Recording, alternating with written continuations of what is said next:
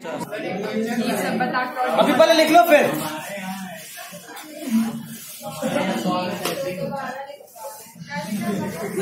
देखिए all the metabolic activities, शायद ये लिखे थे क्या, देखो तो। यही तो पूछ रहे थे, बोले कुछ नहीं लिखवाए। लिखवाए बायोलॉजिकल प्रोसेस ह्यूमन बीइंग में एक्सक्रीशन कराना है।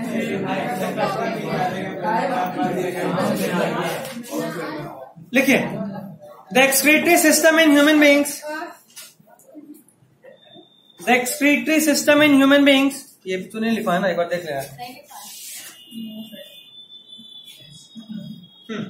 The excretory system in human beings include a pair of kidney.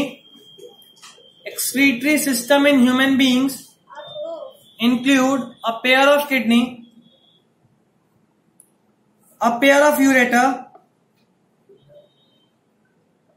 a pair of kidney, a pair of ureter, comma, and a urinary bladder, and नहीं a, एक minute N ही होगा ना, AEIOU vowel, हाँ, and urinary bladder,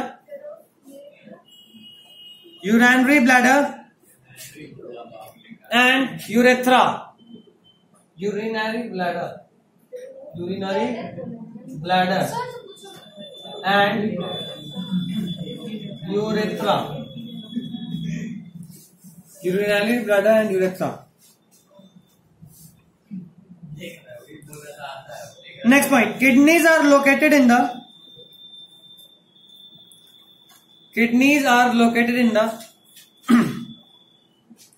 abdomen.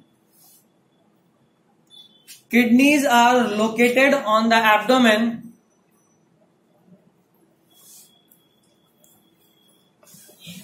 in the abdomen on either, ऐसे कर लो, one on either side of backbone, one on either side of backbone,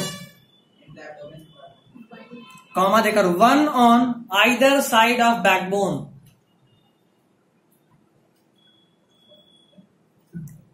one on either side of backbone. हो गया? Next point, urine produced in the kidney, urine produced in the kidney passes through the ureter.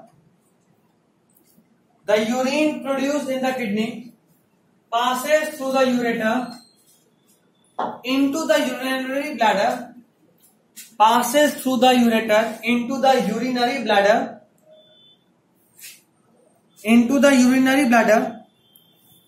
where it is stored in the urinary bladder, where it is stored till maturation.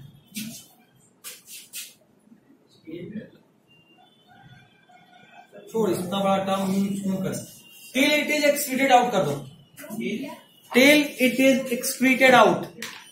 Urine का body के बाहर excrete out होना को biologically नाम देते हैं मिच्यूरेशन. Sir stored के बाद क्या होगा? till it is excreted out, where it is stored till it is excreted out.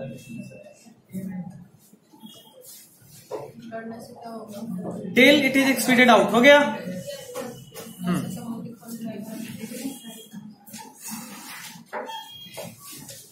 Next heading डालिए, नेक्स्ट हेडिंग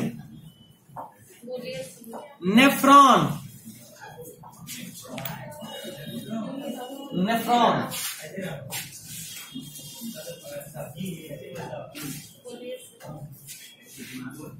नेफ्रॉन लिखिए इसके बारे में. पहले लिखवाऊं या पहले समझा दूं? आज लिखो, लिखो, ज्यादा टाइम नहीं समझाने में, होगा छूट जाए. जो भी चीज आज बस नाम बोलेंगे लिखते चलना, समझ में नहीं आया कोई नहीं, अगले क्लास में तो समझाना ही है. ये ऑलमोस्ट लास्ट टॉपिक है जिसको समझना है, इसके बाद तो कोई टॉपिक समझने वाला नहीं है. एक दो और टॉपिक दिखेगा लेकिन जिसको समझना नहीं, सिर्फ बस देख लेना. उसमें समझना क्या है, कुछ नहीं लिखना. लिखिए, it is the structural and functional unit of kidney. It is the structural and functional unit of kidney. It is the structural and functional unit of kidney. It is the structural and functional unit of kidney.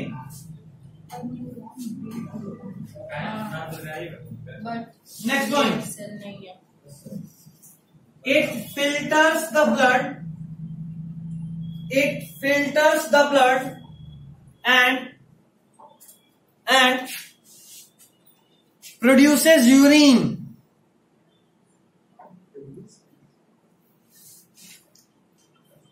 It filters the blood and produces urine. हो गया?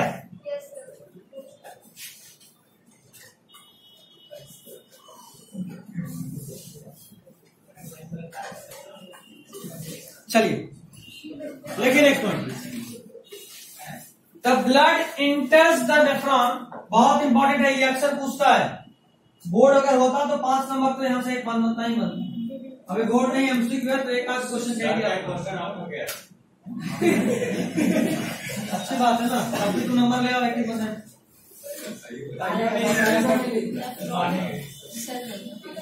The blood इंटर्स the nephron through afferent arteriole. AFFERENT. The blood enters the nephron through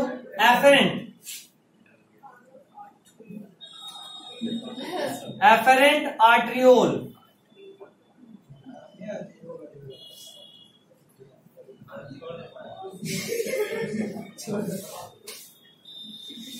The blood enters the nephron through afferent arteriole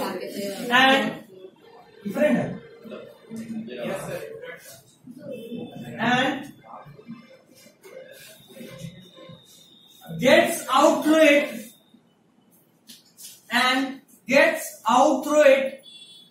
through efferent arteriole and gets out through it through efferent arteriole and gets out through it through efferent arteriole.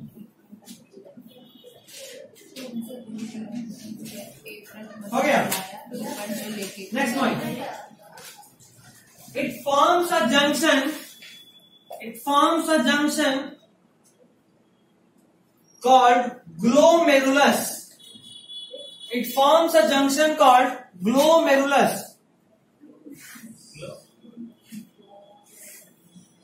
It forms a junction called glomerulus.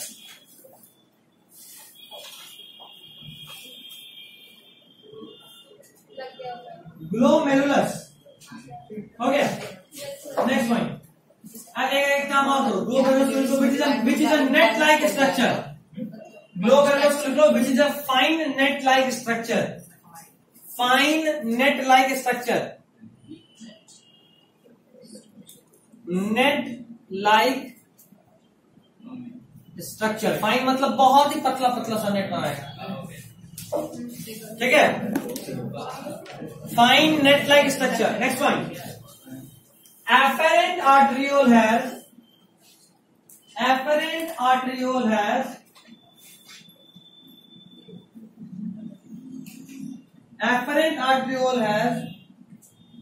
small diameter.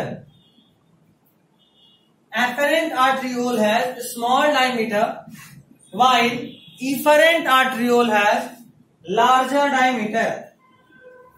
Afferent arteriole has small diameter, while efferent arteriole has larger diameter. Afferent का diameter पतला होता है, छोटा होता है. Efferent का diameter बड़ा होता है. जरा समझना, देखो जरा.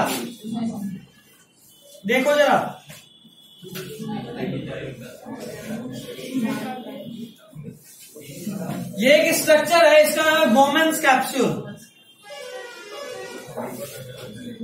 अभी इसको लिखवाऊंगा. इसका क्या नाम है? Bowman's capsule. यहां पे इधर से एक आर्ट्रियोल आया और फिर यहां पे थोड़ा सा नेट लाइक स्ट्रक्चर बनाने के बाद निकल गया.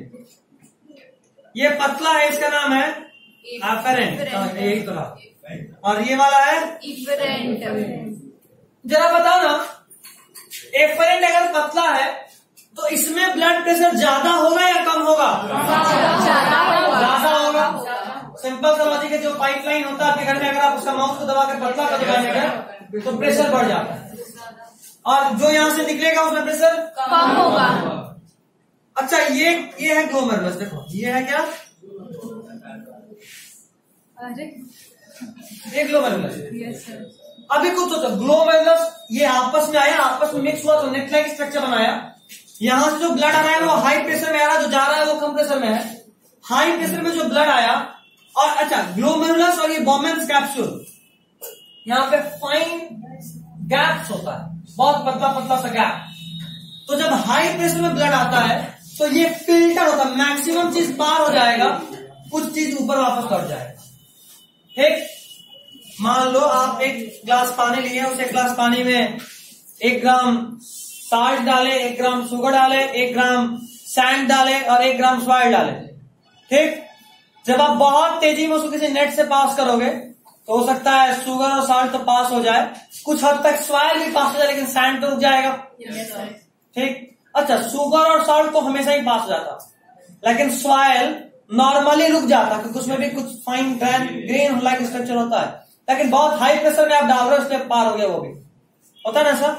यहां भी कुछ वैसा ही हुआ, हमको यहां से पार कराना था सिर्फ यूरिया को, बाकी चीज लौट जाए तो अच्छा। ठीक, लेकिन होता ये कि इतना प्रेशर में आता है कि कुछ विटामिन, शुगर, बहुत चीज यहाँ पे पास हो जाता है, ग्लूकोज, ये सब।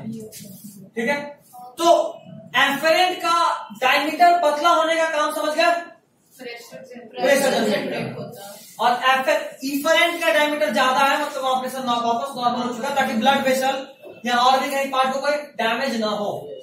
ठीक, चलिए अभी कहाँ लेकर गए सर? ये डायग्राम बना है, अगली क्लास में पूरा बनाऊंगा। ये तो बस एक पार्ट है, ये लंबा सा बनेगा रहेगा नेफ्रॉन का। क्या लिखे थे? By efferent has large diameter. Next point. Next point. Afferent arteriole has higher blood pressure. Afferent arteriole has higher blood pressure.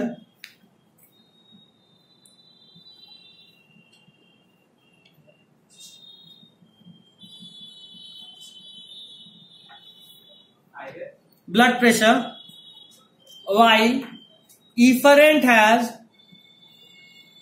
lower blood pressure.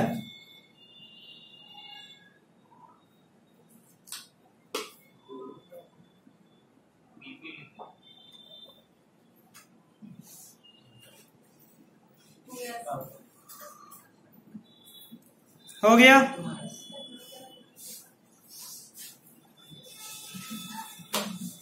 Next point. The higher blood pressure in the afferent arteriole, the higher blood pressure in the afferent arteriole, the higher blood pressure in the afferent arteriole leads, the higher blood pressure in the afferent arteriole leads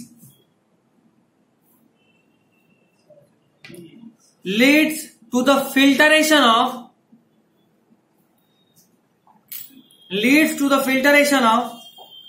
glucose, amino acids,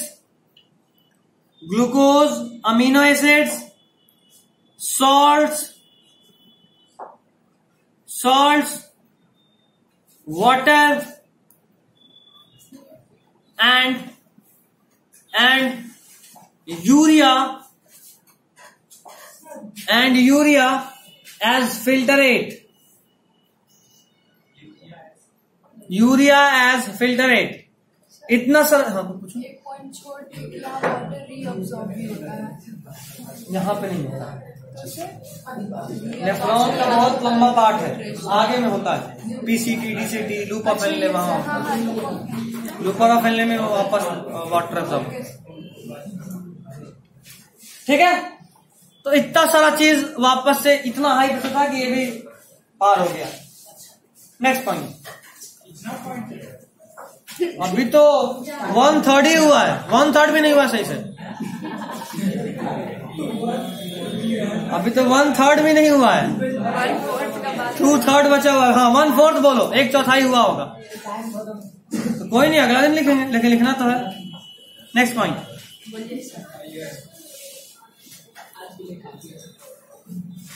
each capillary cluster in the kidney,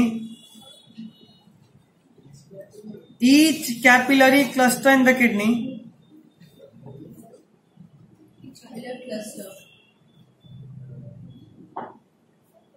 is associated with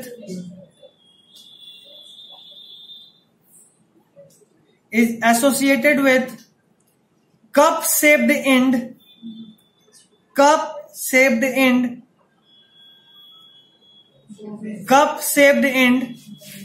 of a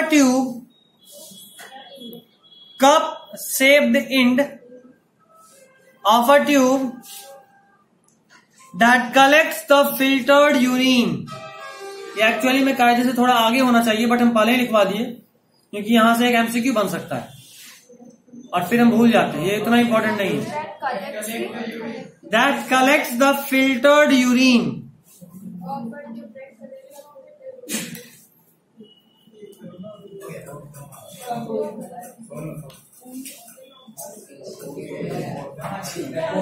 next point लिखो, the glomerulus. चलो लिखो, the glomerulus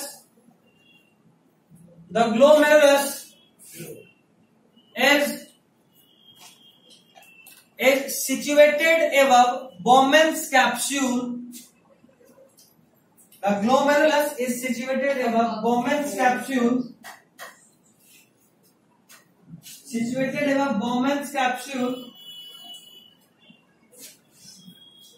which collects the filtrate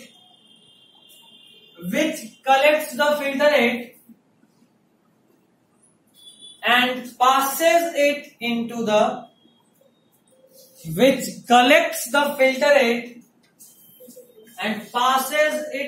the tubular part of nephrons।